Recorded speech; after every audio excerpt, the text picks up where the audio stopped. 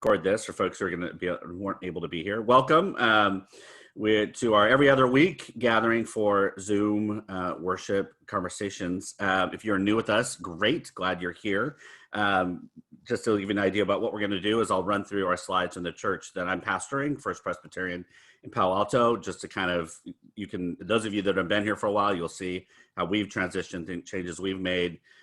Folks at the end are always asking emails around if you're able, if folks can borrow, steal, liberate our slides and structure, and you can do that. Just send me an email and I'll send those slides to you.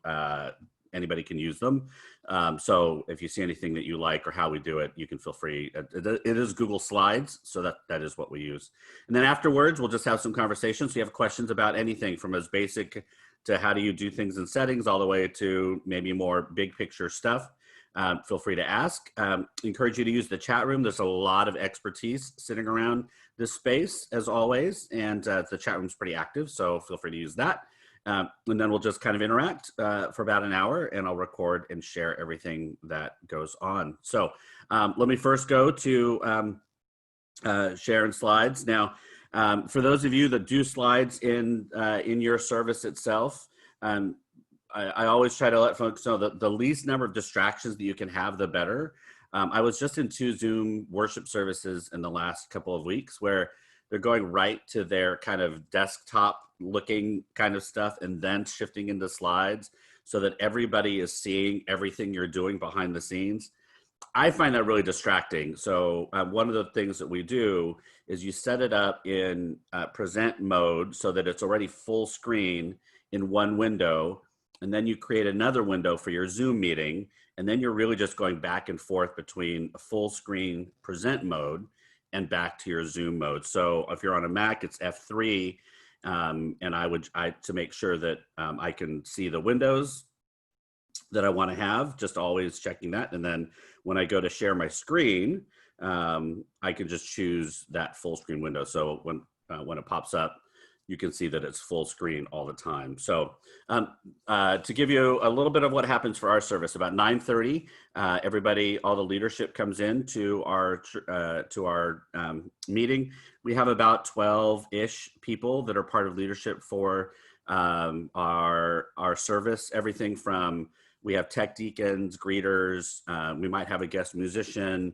our liturgists, a couple of the parish associate, myself, a lot of folks who are all made co-hosts, and so they are kind of watching for things to go on.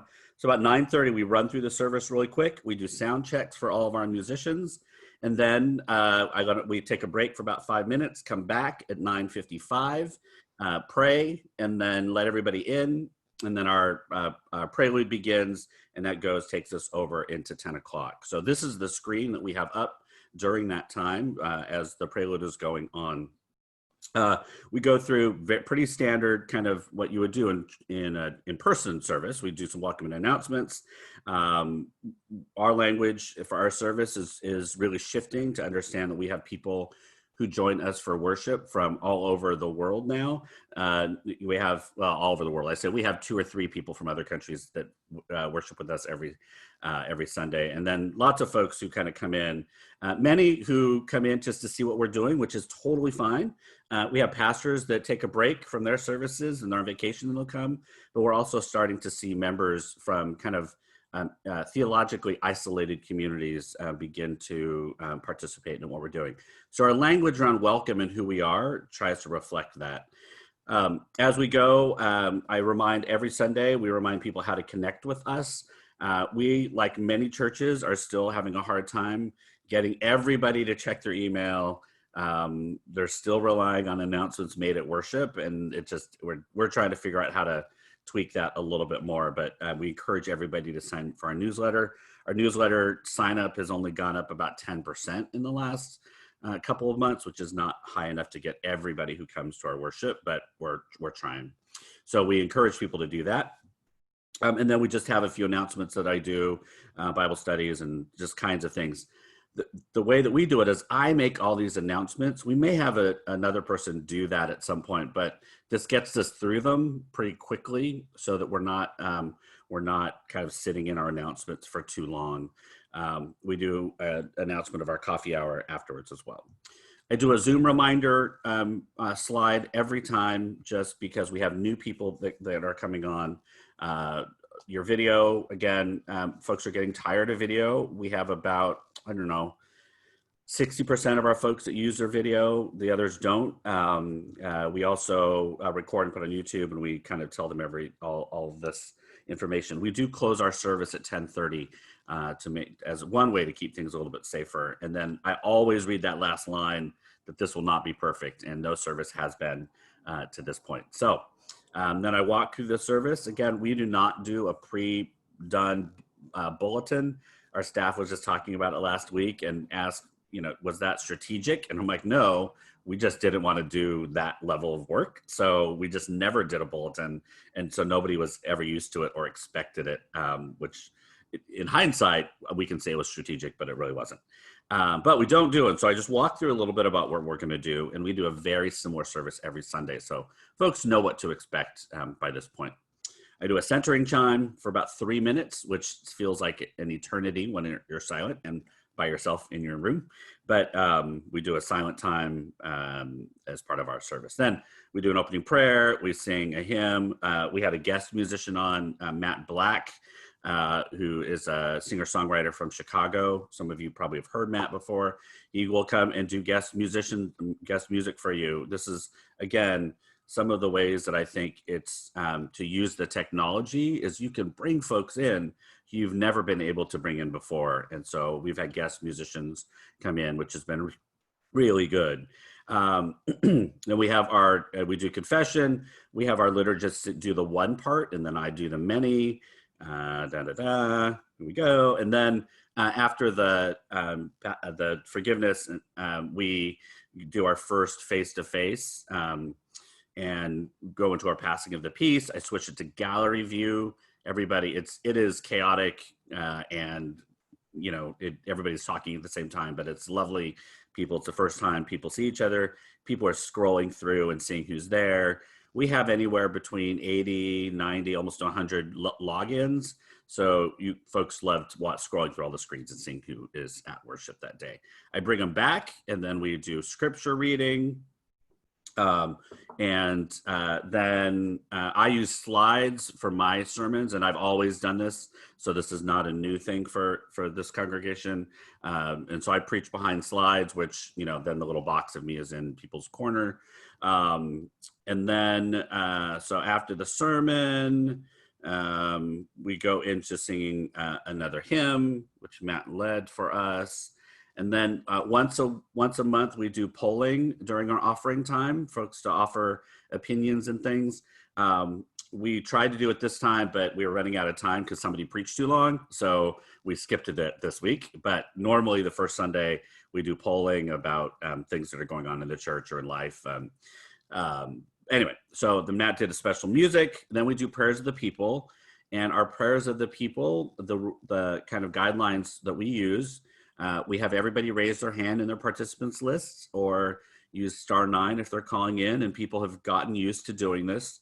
We also let people just flail their hands about in the screen, and somebody will let our folks know. We switch off. We have a tech deacon who will do the calling on people and ask them to unmute themselves or unmute them. And then they share a prayer, and I ask the community if they will pray for that particular thing during the week while Alex or whoever is looking for the next person. Lots of prayers going up in the chat room as well. And then we go back after the prayers of the people to do our the Lord's Prayer. And then we have communion, and we do communion together every Sunday with bread and cup together. So, and then from that point on, we are completely with each other for charge of benediction and then coffee hour. So there you go. That is First Presbyterian Church's slideshow, and we go about an hour and 5 minutes, and then so our whole service with the coffee hour is an hour and a half. We get everybody out by 11:30, and that has not been an issue. I know that some folks have shortened theirs down. We've chosen not to do that, and for the most part, it's been pretty not just palatable, but I think it's been pretty meaningful. So, all right. So there you go. Some of you have been to our service. And if you have any feedback, that would be great if you want to share anything. I mean, we're always learning and all that. But if there are any questions, thoughts, things that folks want to lift up this morning as we begin our time, you can ask me questions about what we're doing, slideshow, anything. I have not been on Facebook all summer, so I don't know if there's anything popping up in the Facebook group. But if there are, feel free to lift those up. And we just ask you now, because there's, I think I'm on one screen still, so you can just use your raise hand in the participants or flail your hand, and I can call on you if you want. All right, go for it. Bruce, can you just say more about that polling element in the service? Sure.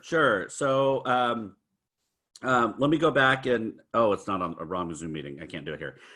So what we do during the polling is we do 3 to 5 questions, all very short, 2 that are playful, interesting, and then 3 that are content-based. So this one was going to be around how people are connecting to each other, because what we're finding is the isolation is really starting to impact people.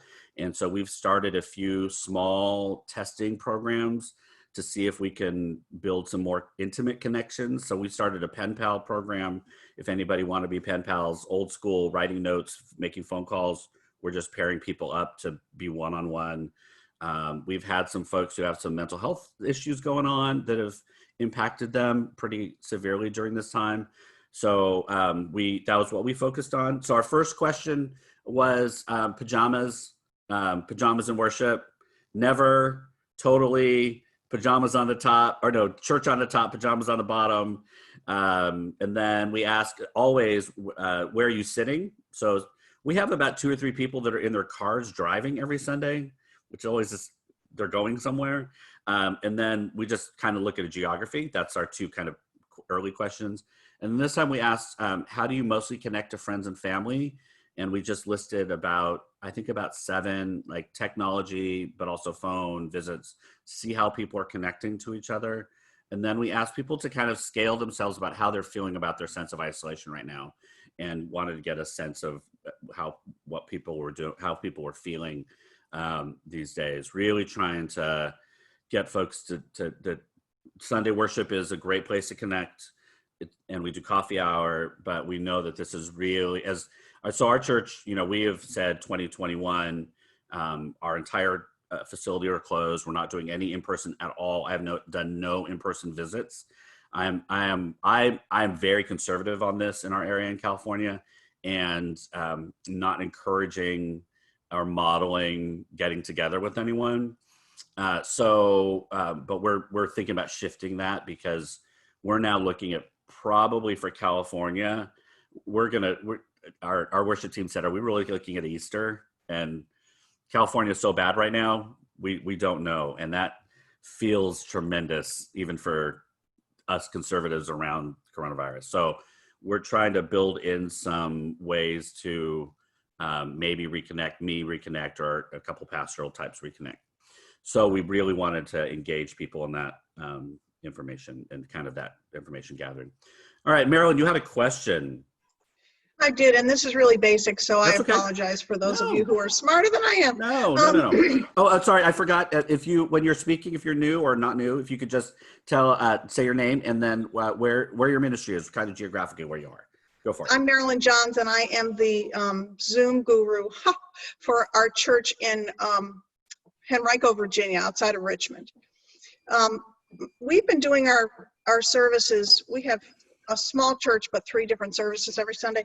We've been doing them totally on Zoom without, and I share screen we have recorded onto YouTube our hymns from our pianist. And so I share the screen for those. We've had some people that would prefer the PowerPoint type thing that you're doing, except I don't know how to get music behind PowerPoint so I can make that work. How are you doing that? Thank you.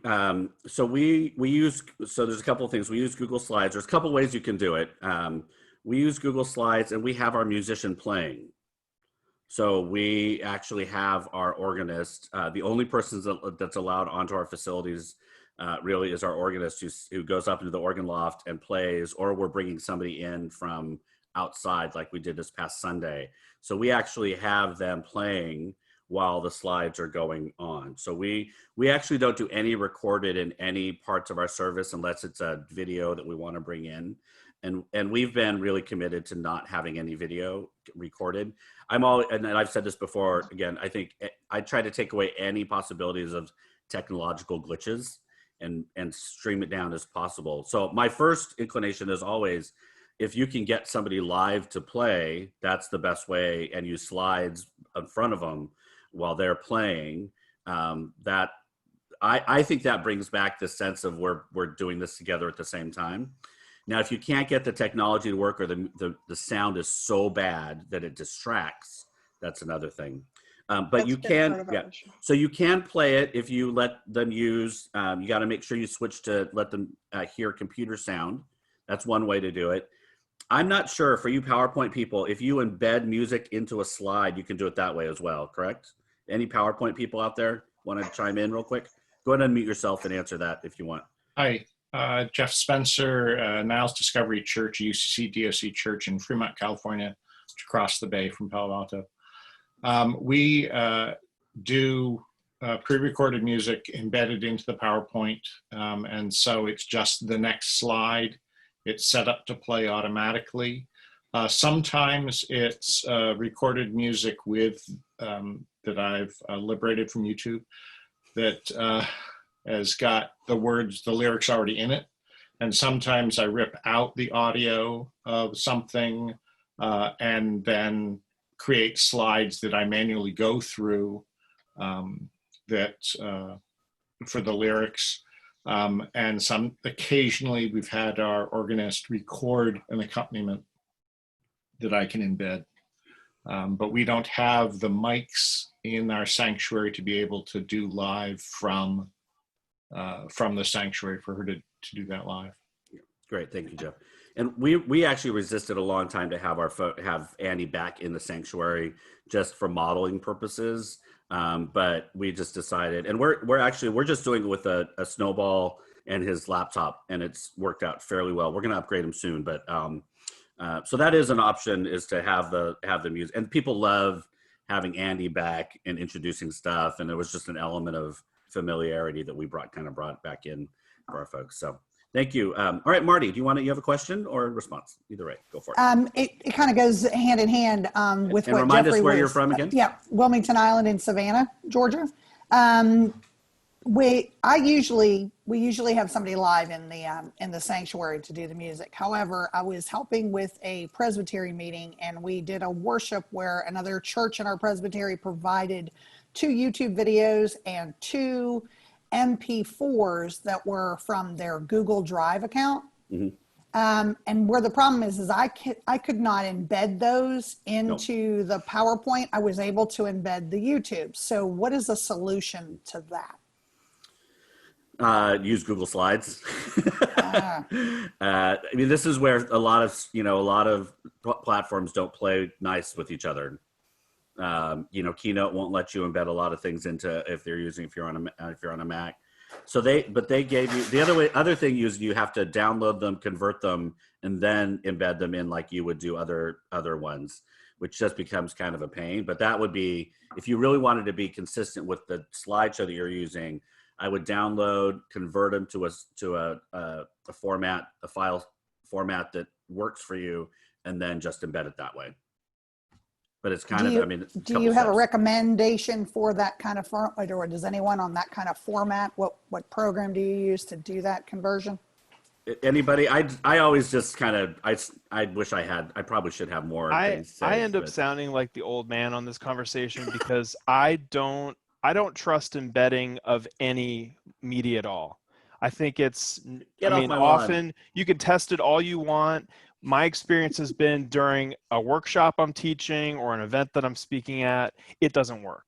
The big question mark pops up with a big old fail. So for me and for our church, if we're playing video or audio, it's in a dedicated player. And so at that moment for that slide, I just switched to sharing that video screen. Wow. and it works perfectly every time. Yeah, that's good. Thank you. So we don't stream anything live during Zoom. I just no. So and where are you, Andrew? Louisville, Kentucky. Sorry. Yeah, Louisville, yeah. At Central Presbyterian. So that is a great, thank you, Andrew. That's a great example. Another solution.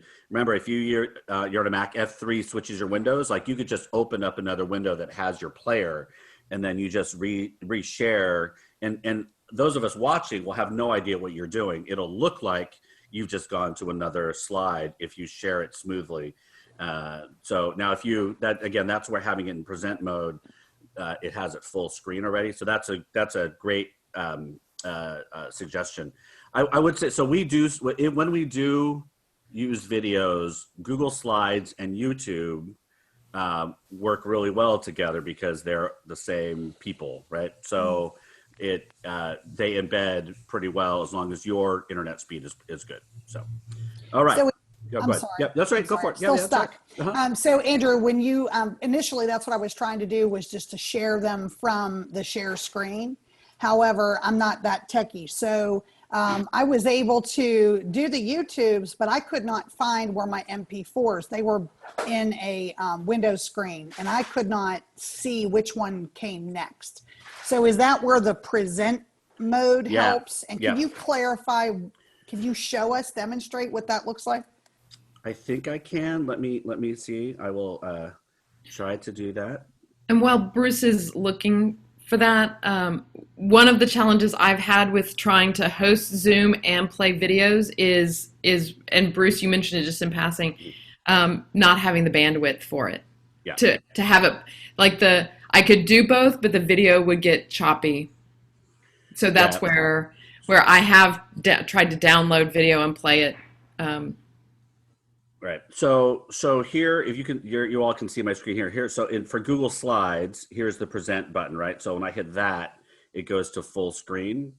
And then if I hit F3, if I wanted to bring another window up, well, let me go back here. So here's how I would here's how I would do it. So I would start a new window.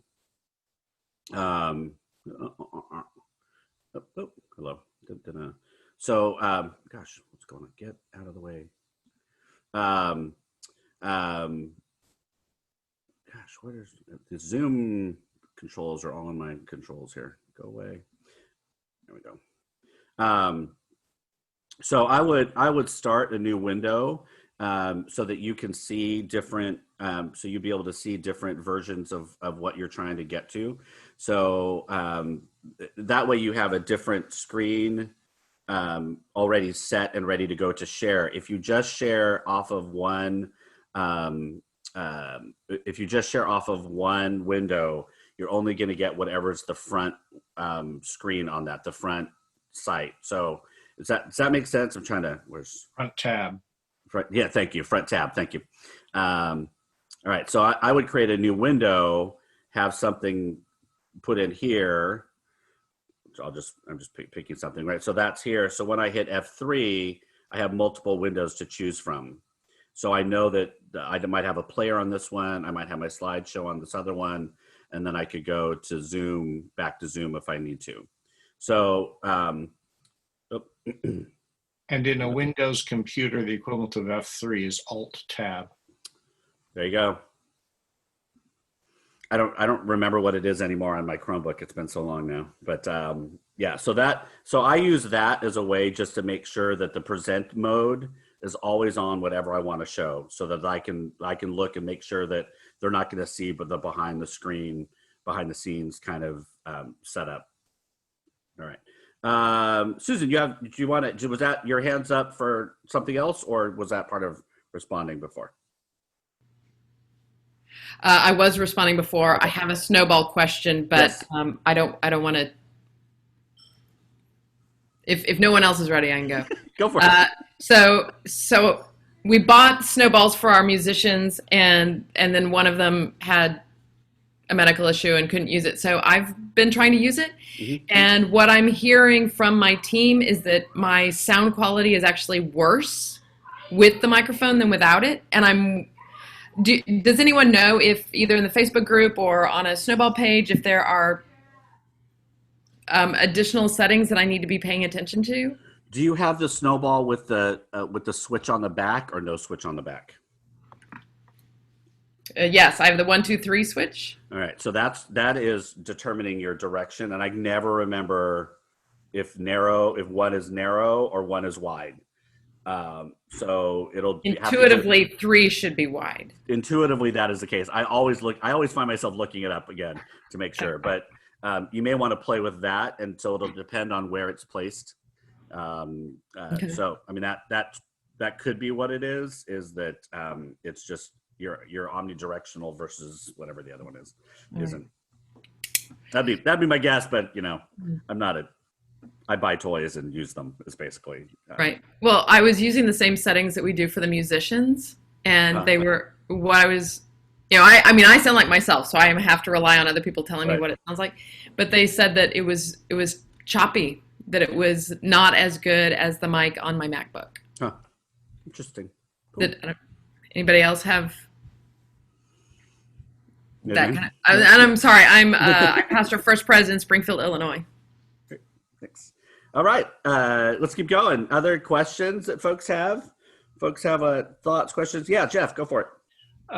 So I'm curious about music and what's working. My congregation is a singing congregation. When we were meeting in person, sometimes a fifth to a quarter of our congregation were choir members.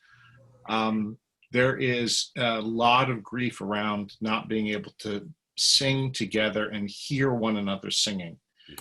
And I'm hearing from several people that singing along by myself or with my partner in the living room with somebody else just ain't cutting it. And so I know music is really important to the congregation spiritually and emotionally. And I am at a loss of how to make the music work better. And we don't have the skill set to do an at-home virtual choir to play back to folk, which I think would be exciting once or twice. So what's working musically? Thank you, Jeff. Yeah, that we did the virtual choir once, and we're doing another one for September. And one of our kind of techie people just learned the editing program and found that very interesting. There is a class that's going to be offered at a place called the Mid Peninsula Media Center. It's in Palo Alto, but it's online and everybody can use it. And they're going to offer a class on using the 2 or 3 programs for your virtual choirs. I haven't seen the advertising for it yet, but I just talked with one of the people who works there, and they asked me what would churches what would be a great thing for them to learn. I'm like, if you could have a class on how to do the Brady Bunch choir thing for somebody other than the pastor to learn, I bet folks would be interested in that. So that's the Mid Peninsula Media Center. You can look them up and see if that's up yet. I haven't seen it, but I know that they are going to offer that kind of thing if you want to do virtual choir. Are they offering another class to how to talk to your choir director about not automatically shooting down creative ideas? I think you're on your own on that, man. Shooting. You know the difference. You know the difference between a terrorist and a choir director. No. Oh, you can negotiate with a terrorist. Oh my goodness. Anyway, okay, let's go back. So to Jeff's original question, how are you all handling music, folks? If you want to go ahead, MB, go for it. It just sounds like to me, based on what you just said, that you might. Did you pre-record services before all of this? No. I mean, did you record, not pre-record, did you record services before? No. Okay. One of the congregations here, they went back, they had recorded their services for a long time to distribute to people at home.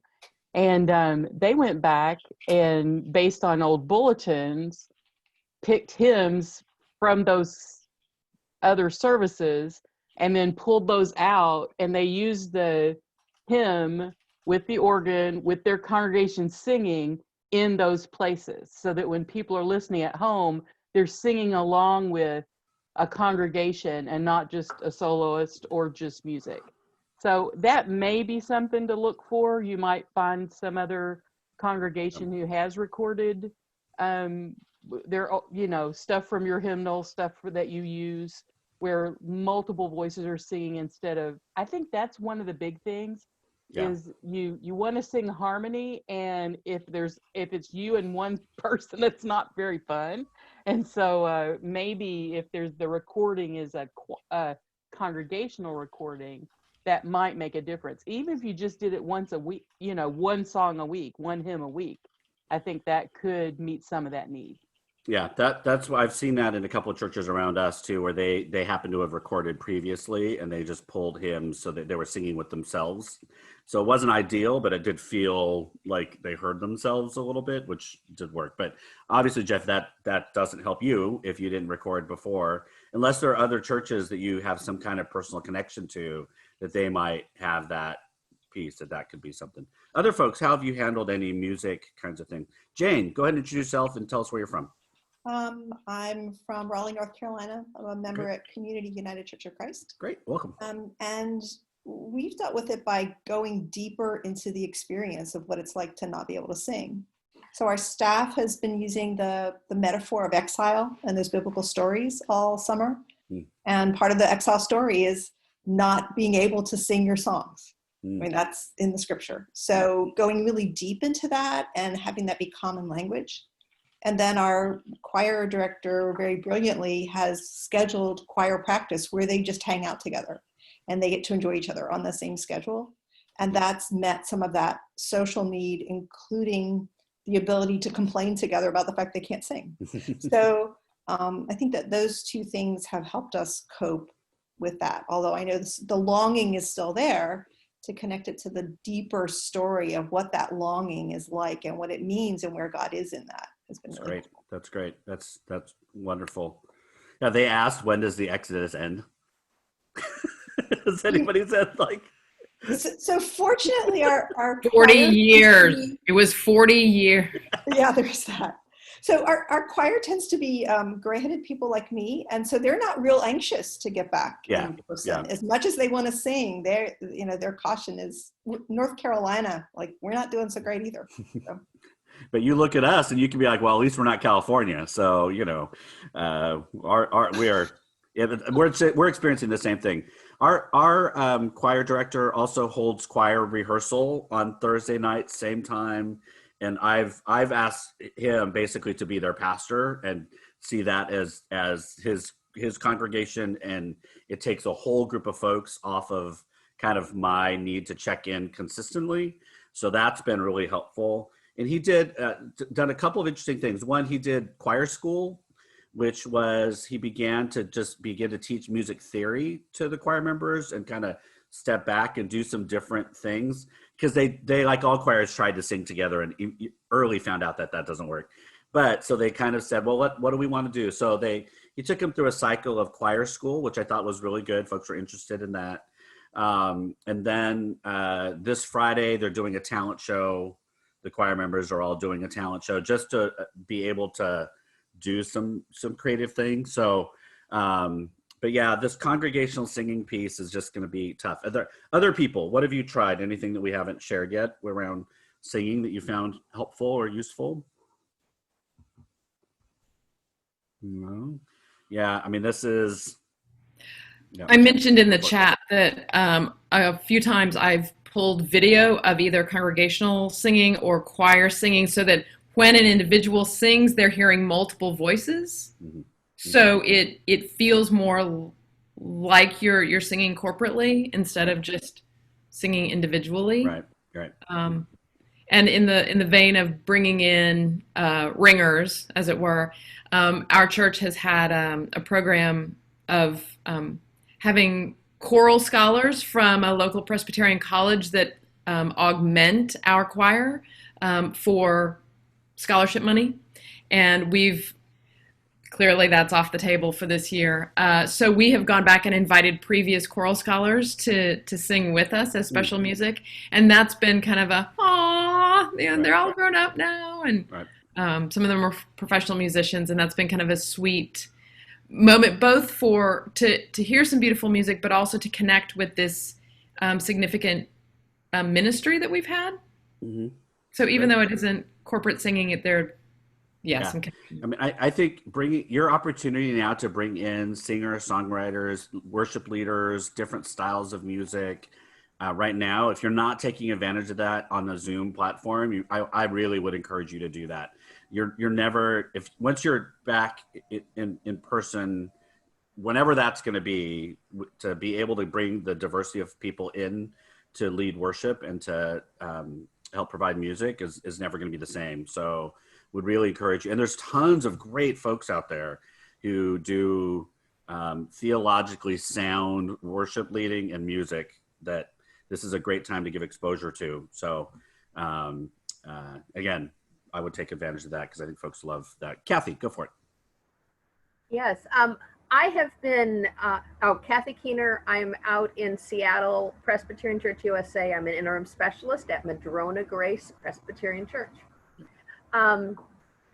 I have been seeking and finding occasionally some really interesting music sources online from other places, and have actually talked and communicated directly with their choir directors and musicians, asking permission to use the pieces that they've come up with. Mm-hmm. Because I don't have a musician right now. Ours left and had cancer surgery, and we don't have one yet. Mm. Interviewing a musician right now is really interesting too.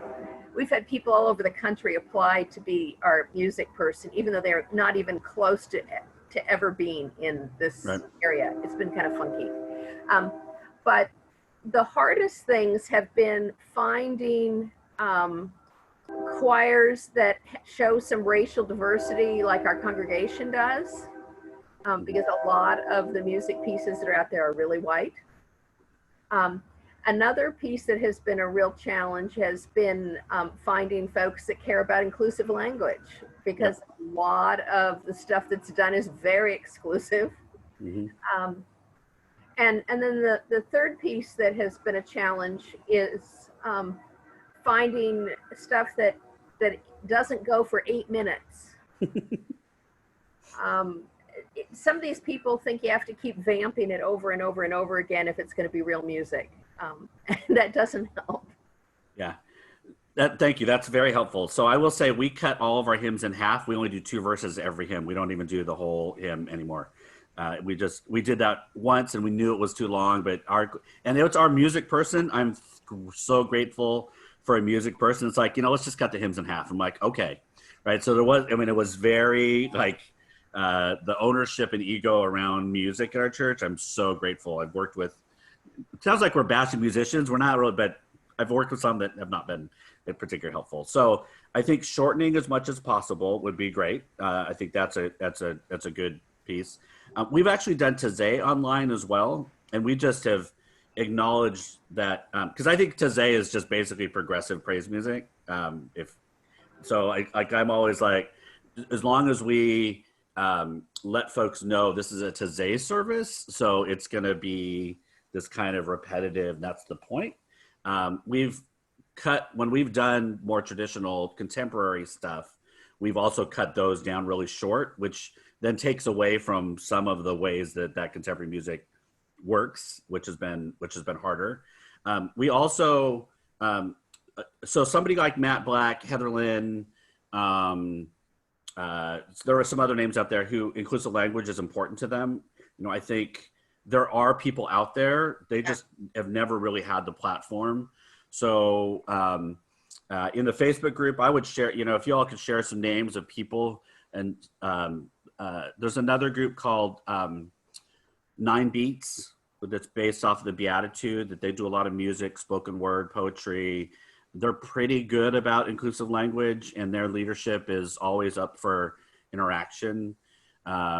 Rosella Haydee White is part of that group. It's really diverse. It's global. It's called 9 Beats. It's the 9 Beats Collective.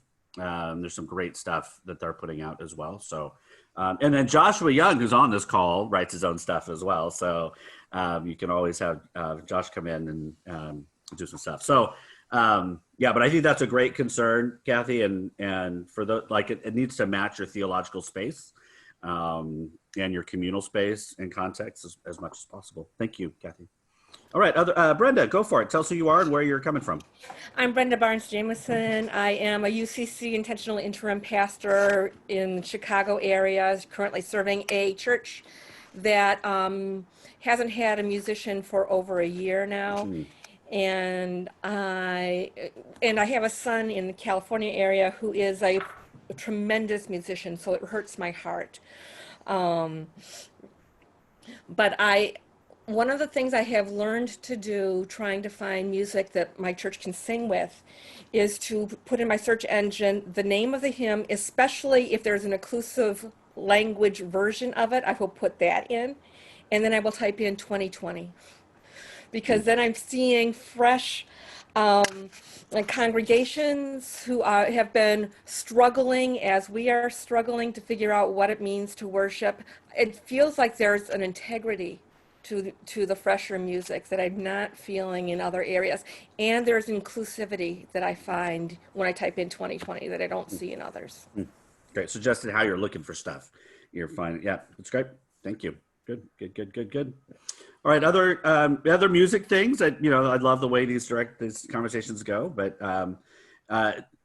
Joshua, do you have, I'm just calling on you, Joshua. So you also do multiple kinds of services, right, at your church? Or you do traditional and then maybe one that's a little bit more music driven, contemporary. I mean, how are you all doing music where you are?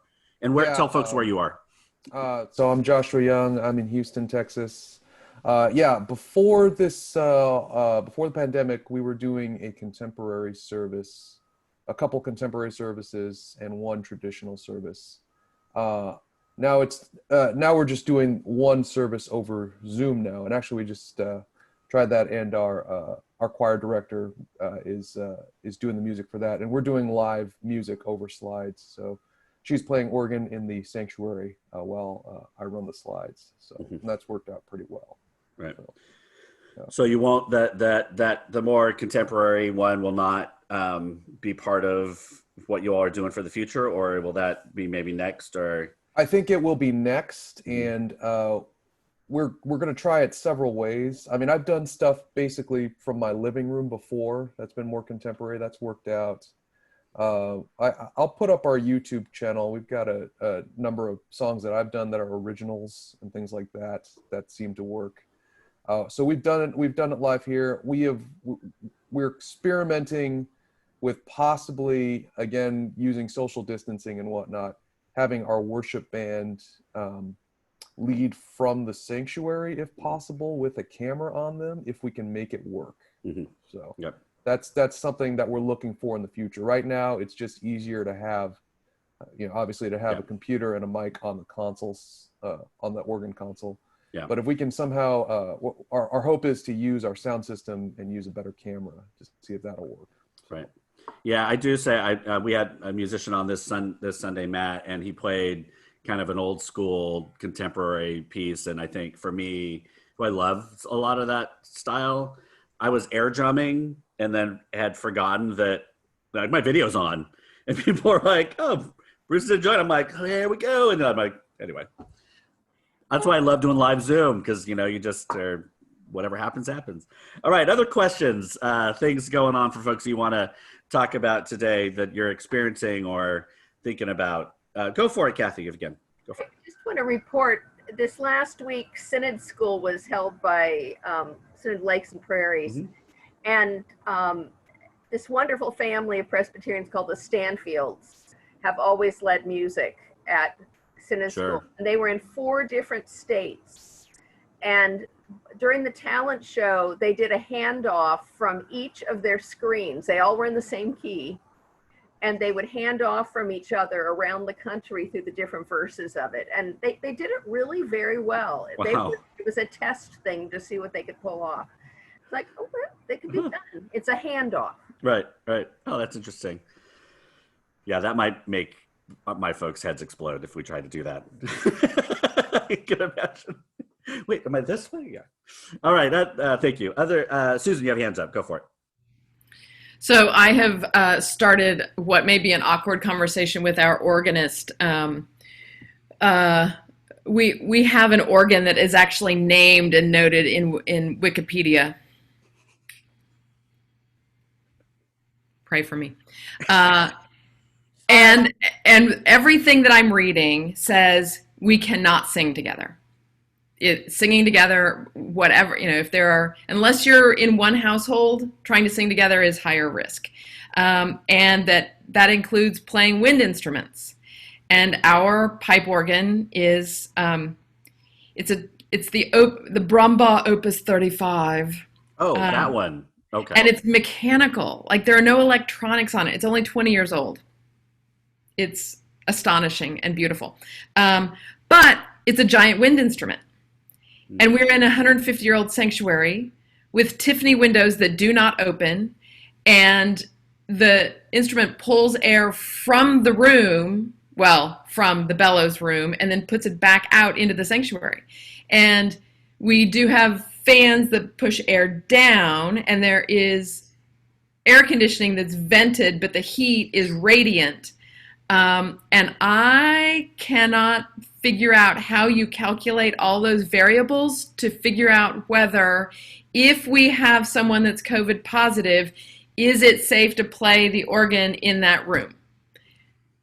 And of course, the organist wants it to be safe. Wikipedia listing calling it like the super spreading organ something. I don't know. That's the last thing we want. That'd be bad PR.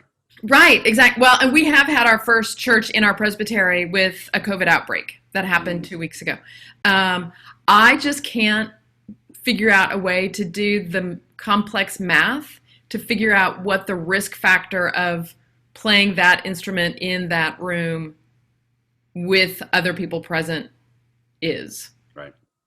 I don't want to assume everybody's math, science, infectious disease expertise in this group, but I'm sure we can't help you. I do think you have a clue in that the air goes into the organ from a bellows room. And if there's any way to only have fresh air from outside coming into that room, and that room is sealed, you might be able to get by with it. But I would, again, you'd need some expert to go in and look at the whole thing. I am presuming they are not pulling air from the outside because they don't want temperature and humidity from the outside affecting this giant wooden instrument.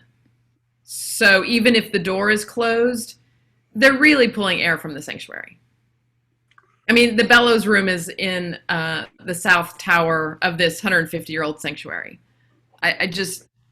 Okay, thanks all. Yeah. Well, thank you for sharing. I mean, I think the going back piece, and I don't know if any of your churches are going back, but, California, there are some churches that are purposely defying and going back. John MacArthur's church in LA, thousands of people met this Sunday, and there are churches that are intentionally doing that.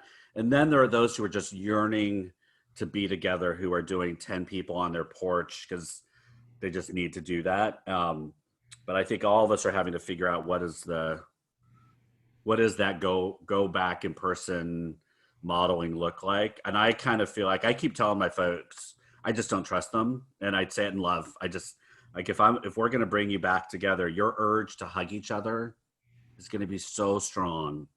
And I think it's almost cruel. I mean, I just feel like you can't sing, you have to stay apart from each other. But we're looking at the same time, we know that this is just excruciating for some folks. So we're looking at one-on-ones and not doing larger scale. So feeling for you all and for all of us as we're trying to figure this out. So the church in our presbytery that had an outbreak admitted that although they were trying to distance and mask and such, they couldn't help singing. Yep. And we know there have been multiple Presbyterian churches, for those of us in that denomination, that we've heard of reports that things have started from their choirs, even when they were trying to do things well. So we just can't do it. Yeah. All right. On that, other thoughts, questions, things that are coming up for people that you are interested in knowing about? Marty, go for it. Yeah, once again, Savannah, Georgia. Bruce, you said you participated in, I think it was the synod that was just discussed on a hybrid church conversation. I was not able to find it online or have access to a recording. Is there such? I thought so. Such? So Synod of Lakes and Prairies folks, do you know, has that been sent out? I did a 2-hour with Synod of Lakes and Prairies. Jeff Chapanga is the person. Wait, is that right? Yes, Jeff Chapanga, Twin Cities Presbytery. He would know. I have not seen it, but I wasn't looking for it at all. I'm positive it was recorded, but I don't know where it's been shared. But Jeff would probably do it. So Twin Cities Presbytery is Jeff Chapanga, and he was my main contact. I would check the Facebook page. The Synod Schools has a very active Facebook page. Well, this wasn't Synod School. I did something with them maybe a month ago. Did a webinar meeting thing. Yep. Cool. Other questions, things coming up for folks that you're interested. Oh yeah, Josh, go for it. Yeah, I had a question. You mentioned this earlier about people still relying on like the announcements during the service to get information out. I'm curious if anybody has had better. We've done an email newsletter. No one reads their email anymore. So just wondering, has anyone had any luck using like Instagram or Facebook? Has that yielded better results for anybody? And wondering if our congregation is having a conversation about going off of Facebook and just not even being on Facebook for a lot of reasons, but to focus completely on Instagram, Twitter, just to shift over completely to Instagram. So that's one of the conversations we're having. But no, we have not had much success building up, but we also haven't been very consistent. So I'm trying to figure out how do we do that. But others, how are folks reading your stuff, getting your information? I mean, I think some of it is scale, right? If you're a church of 15 or 20 people, or you're a church of 150 or 200, there's different scale. But have anybody found success in how your folks are keeping up with the life of the church? Go for it, Kathy. Sure.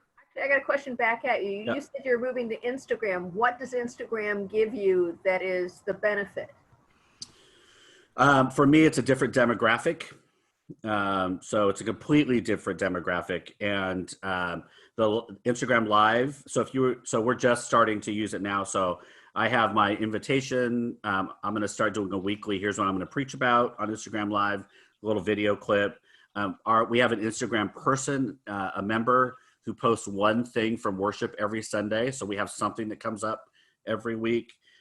There's more and more sharing of information and content, especially around justice movements that's happening on Instagram. So, but it is a younger demographic for sure. And so we're just kind of making the choices around, we have enough people who are on Facebook, but don't particularly like Facebook for political, ideological reasons. And so, and we're right in the heart of it, obviously, in Palo Alto. So they're interested in going to Instagram, which is still owned by Facebook, but it's used very differently. So that's kind of where we may be headed. I don't do anything on our Facebook page for the church as part of just my time management, because that's not our future space. So our future space is going to be YouTube. We're using YouTube more and more, and Instagram. So other folks, I mean, again, we have about a 50% open rate, which is not bad. But that also means our folks are like, that means only 50% are opening our newsletter. I'm like, yes. And then how many are actually reading it? So it just becomes, and our click rate is not awful, but folks are realizing that, like all of our churches, just because you print it and send it doesn't mean that anybody's going to read it. So, but anybody else? Successes? That's not a good sign. We're getting a 40% open rate on our emails. And when the pandemic started, I was actually sending out 5 emails a week with stuff, and those were getting read, and I was getting lots of feedback. Yeah. And then we dropped to 3, and now we're at 2. One that is more pastoral related, and one that's announcements with Zoom registration links and that kind of stuff in it. And 40% open rate. And when I'm in a setting, coffee hour after worship, or we still do a Thursday night community drop-in, which like 6 people come to,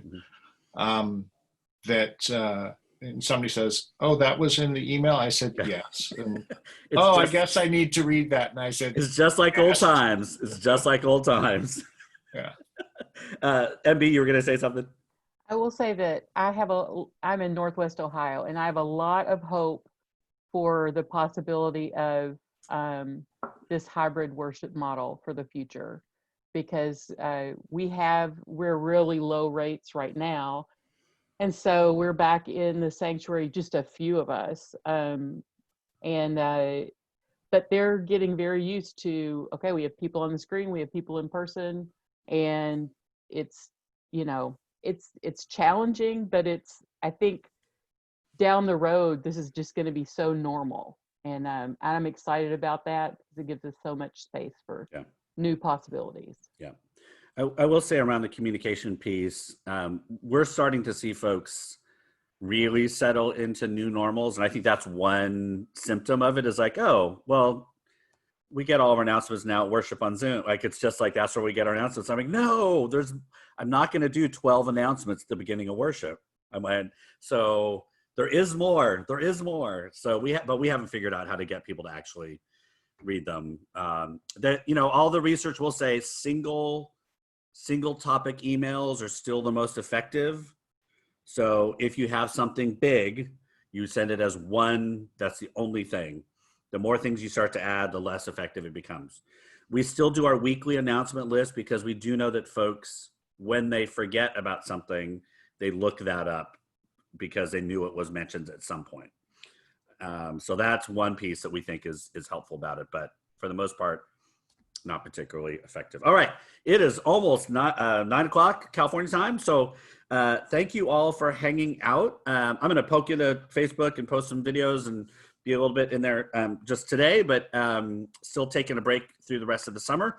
And we'll then be active there again and get the group. I hope things are happening in the group. It sounds like it probably still is, but thank you to Jeff and Joanna, who are kind of co-doing that while I'm gone. So, all right. Thank you all for coming. We'll see you in a couple of weeks. All right. Have a great rest of the week. Take care.